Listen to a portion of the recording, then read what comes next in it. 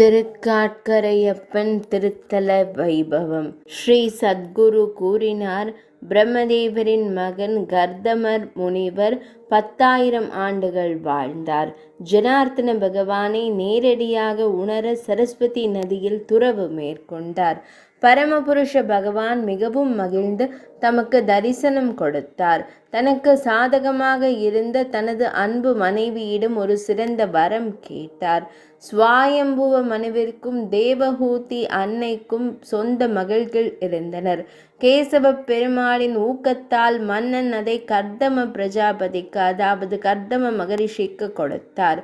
பகவான் ஸ்ரீ மகாவிஷ்ணு, பரமபுருஷ பகவான் வாசுதேவர் பிரபஞ்சத்தின் ஆன்மீக குரு. அவர் ஒரு மகன் வடிவில் இறங்கி அவருக்கு தூய அறிவை கொடுத்தார்.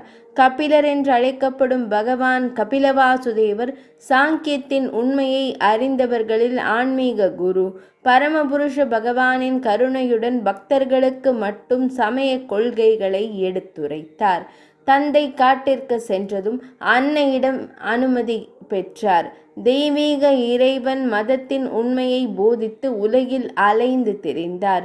பரமபுருஷனான கபிலவாசுதேவர் அங்கும் இங்கும் அலைந்து திரிந்தார். மகாமுனிவர் கேரள நாட்டிற்கு வந்து துறவு மேற்கொண்டார். யோக பயிற்சியில் ஈடுபாடு கொண்ட அசுரன் ஒரு பெரிய யோகி இருந்தார். அங்கு அவர் கபிலரை அடைந்தார். தற்செயலாக அவரை கண்டார்.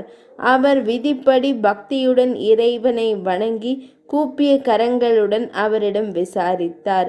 கபிலரே என்ற அரக்கன் எல்லா சந்தேகங்களையும் அளிக்கும் ஸ்ரீ மகாவிஷ்ணுவை வணங்குகிறான்.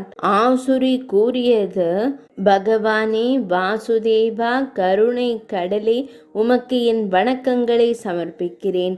உண்மையான ஆன்மீக குருவே, தம்மை தரிசனம் செய்வதன் மூலம் நான் என் பிறவியின் வெற்றியை அடைந்தேன், அதாவது பிறவியின் பயனை அடைந்தேன். மாயை மற்றும் மாயையின் பெரும் கடலில் மூழ்கும் மக்களை மீட்பதற்காக பிரபஞ்சத்தின் அதிபதியும் பிரபஞ்சத்தின் ஆன்மீக குருவும் அப்படிப்பட்ட வடிவத்தில் அவதரித்த தம்மை நான் அறிவேன். வாசுதேவரே, பிரபஞ்சத்தின் தலைவரே, கருணை கடலே, தயை கூர்ந்து என்னை காப்பாற்றுங்கள். கருணை பொக்கிஷமே, தம்மிடம் மட்டுமே நான் தஞ்சம் அடைகிறேன். நான் ஜட வாழ்வின் கயிறுகளால் பிணைக்கப்பட்டுள்ளேன். நான் எவ்வாறு விடுதலையை அடைவது? நல்லொழுக்கமுள்ள ஆசானே, இந்த குருடன் மற்றும் ஏழ்மையானவரின் பாதையை எனக்கு காட்டுங்கள். கபிலர் கூறினார், மிகவும் அதிர்ஷ்டசாலியே, தயவு செய்து இங்கு வாருங்கள். உங்களுக்கு எல்லா நல்ல அதிர்ஷ்டங்களும் கிடைக்கட்டும். என் அருகில் அமர்ந்து கவனமாக கேளுங்கள்.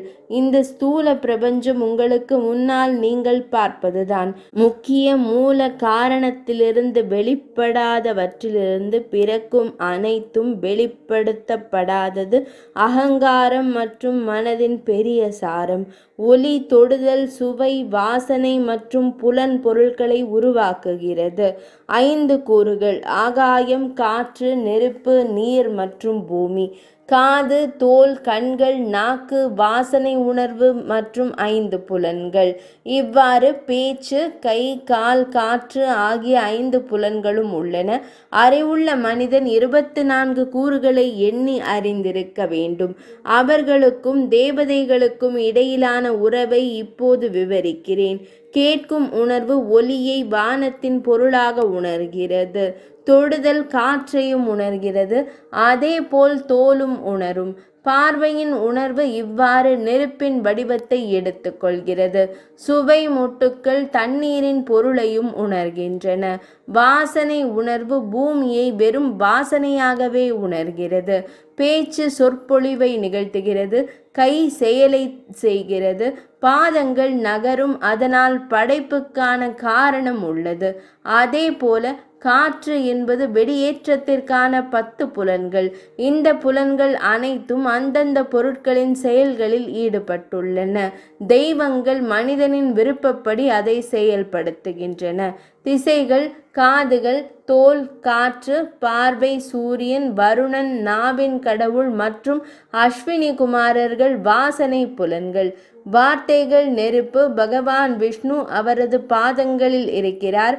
தேவர்களின் அதிபதியான தேவேந்திரன் அவரது கரங்களில் இருக்கிறார். பிரஜாபதி ஒரு குடி வடிவில் இருக்கிறார். மரணம் தெய்வங்கள் சங்கல்பம் மனத்திலிருந்து பிறந்தது. மனம் 11வது அறிவு.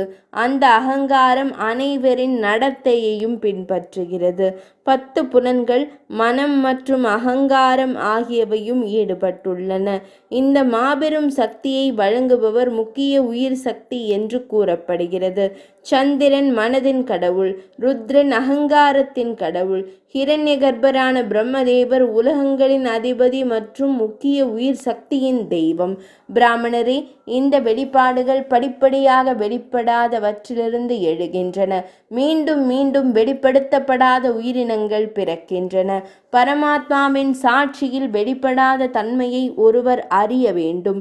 அதன் மந்தமான தன்மையால் இது முழுவதுமாக வெளிப்படுவதில்லை. வெளிப்படுத்தப்படாத சாட்சி பரமாத்மா மற்றும் உணர்வு மற்றும் ஆரோக்கியமானவர். மாயையின் உறவின் காரணமாக தூய்மையான செய்பவர் கூட அனுபவிப்பவராக தோன்றுகிறார். இதையெல்லாம் விட்டு விடுவது, வெளிப்படையாகவும் வெளிப்படாமலும் இருப்பது அடிமைத்தனத்திற்கு காரணம். ஒருவன் சுயத்தை உணர்வு வடிவில் வெளிப்படையான உண்மையாக தியானிக்க வேண்டும். தன்னையே சுயமாக அறிந்தவன் ஜட வாழ்வின் பந்தத்திலிருந்து விடுபடுகிறான். முனிவர்களில் முதன்மையானவரே, விடுதலைக்கு வேறு பாதை இல்லை. தன்னையே சுயமாக அறிந்தவன் ஜட வாழ்வின் பந்தத்திலிருந்து விடுபடுகிறான். முனிவர்களில் முதன்மையானவரே, விடுதலைக்கு வேறு பாதை இல்லை. சாங்கியின் இந்த மர்மமான உண்மையை மீண்டும் மீண்டும் பரிசீலித்த பிறகு நிலையற்ற அனைத்தையும் துறந்து நித்திய இணைவை அடையுங்கள். ஸ்ரீ சத்குரு கூறினார். முனிவர்களில் முதன்மையான இந்த அரக்கன் கபில முனிவரால் அறிவுறுத்தப்பட்டான். ஸ்ரீ மகாவிஷ்ணுவின் தியானத்தில் பக்தி கொண்ட அவர் அங்கு துறவு மேற்கொண்டார். கபில தீர்த்தத்தின் கரையில் ஸ்ரீஹரி பகவானை வைத்தார்கள். அவரை பக்தியுடன் வணங்கி சத்திய சிந்தனையில் ஈடுபட்டார். கபில பகவான் ஸ்ரீ மகாவிஷ்ணுவின் பரம புருஷர். அவர் சங்கம், சக்கரம் மற்றும் கதாயுதம் ஆகியவற்றை கொண்டுள்ளார். உலகங்களின் அதிபதி கருணையுடன் அவருக்கு பார்வை அளித்தார். கபிலரின் அருளால் அவர் உயிருடன் விடுவிக்கப்பட்டார். அதுவே எல்லா பாவங்களையும் அழிப்பது. அவரை தரிசனம் செய்வதன் மூலம் தூய்மையான அறிவை அடைய முடியும். நீரதா சேது என்ற பெயரால் அந்த நகரத்தை அடையும் ஒரு மனிதன் கபிலர். வாசுதேவர் அவரது சீடர் மற்றும் அரக்கன். இவ்வுலக விடுதலைக்காக ஸ்ரீ மகாவிஷ்ணு அவர்களில் நிலை பெற்றிருப்பதை காண வேண்டும். திருக்காட்கரை அப்பன் திருத்தல மாகாத்மியம் நிறைவடைந்தது.